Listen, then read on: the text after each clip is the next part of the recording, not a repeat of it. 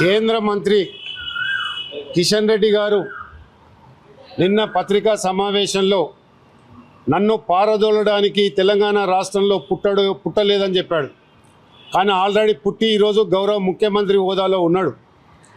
ఈరోజు గౌరవ ముఖ్యమంత్రి రేవంత్ రెడ్డి గారు 2047 $3 ట్రిలియన్ ఎకానమీతో భారత్ ఫ్యూచర్ సిటీ నిర్మాణం చేస్తున్న సందర్భంగా ఇవాళ రాష్ట్ర ప్రజలందరూ కూడా హర్షం వ్యక్తం చేస్తూ ఉన్నారు. కానీ కేంద్ర మంత్రిగా ఉన్న కిషన్ రెడ్డి మాత్రం ఇవాళ ప్రెస్ మీట్లకే పరిమితమై రాష్ట్ర ప్రయోజనాల గురించి కానీ, రాష్ట్ర ఉద్యోగాల గురించి కానీ, రాష్ట్రానికి రావాల్సిన నీళ్ళ గురించి కానీ, రాష్ట్రానికి రావాల్సిన నియమాల గురించి కానీ ఎక్కడ మాట్లాడిన సందర్భం లేదు. కానీ కేవలం పత్రికా సమావేశాలు పెట్టి ఇలా రాష్ట్ర ప్రభుత్వం మీద, గౌరవ ముఖ్యమంత్రి మీద విమర్శించడం, ఇలా దుమ్ము సూర్యుని మీద వస్తే నీ ముఖం మీద పడుతుంది కిషన్ రెడ్డి గారు అని చెప్పక తప్పదు.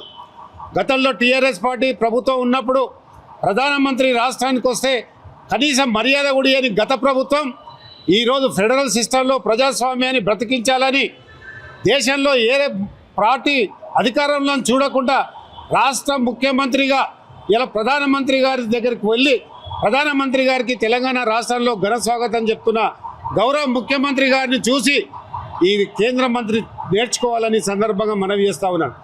ఇలా కేంద్ర మంత్రిగా ఉండి కేవలం ట్యాంక్ బోర్డు ఉత్సవ విగ్రహంలాగా ఉండడం కాదు కిషన్ రెడ్డి గారు, మీరు తెలంగాణకు రావాల్సిన అన్ని వనరులపై మీరు కేంద్రం మీద ఎందుకు పోరాటం చేస్తలేరని సందర్భంగా మనవి చేస్తూ ఉన్నారు. ఈరోజు రాష్ట్ర ప్రభుత్వము ఇలా వరి కొనుగోలు విషయంలో దాదాపు 279 కొనుగోలు కేంద్రాలు ఏర్పాటు చేసి రాష్ట్రంలో 6 లక్షల మెట్రిక్ ధాన్యాన్ని ఇలా రాష్ట్ర ప్రభుత్వం కొనుగోలు చేస్తుంటే నీకు కళ్ళుండి కబోదివా అని నేను అడుగుతా ఉన్నాను. కేంద్రం దగ్గరకు పోయి మా వడ్లు ఎందుకు కొనవని నువ్వు ప్రధానమంత్రి గారి దగ్గరకు పోయి నిద్రపోతున్న కేంద్ర ప్రభుత్వాన్ని ఎందుకు అడుగుతలేవని సందర్భంగా మనం చేస్తున్నాం. నువ్వు కేంద్ర మంత్రివా లేకుంటే జిహెచ్ఎంసీలో ఒక కార్పొరేటర్వా? ఈ సందర్భంగా కిషన్ రెడ్డి గారిని డిమాండ్ చేస్తున్నాను. కిషన్ రెడ్డి గారు ఇలా గౌరవ ముఖ్యమంత్రి గారు భేషజ్వాల పోకుండా కేంద్ర మంత్రులను కలిసి ఇలా రాష్ట్రానికి కావాల్సిన అన్ని విషయాలపై వినతి పత్రాలు ఇస్తూ ఉంటే నువ్వు చేయవలసిన పని గౌరవ ముఖ్యమంత్రి గారు చేస్తుంటే నువ్వు మాత్రము ఇలా తయారై కేవలము పవర్ను అదేవిధంగా ప్రోటోకాల్ని ఎంజాయ్ చేస్తున్నావు. ఇది పద్ధతి కాదు. తెలంగాణ సమాజం నీ మీద ఎన్నో ఆశలు పెట్టుకొని తెలంగాణకు ఒక క్యాబినెట్ మంత్రి వస్తే సంతోషపడ్డాం.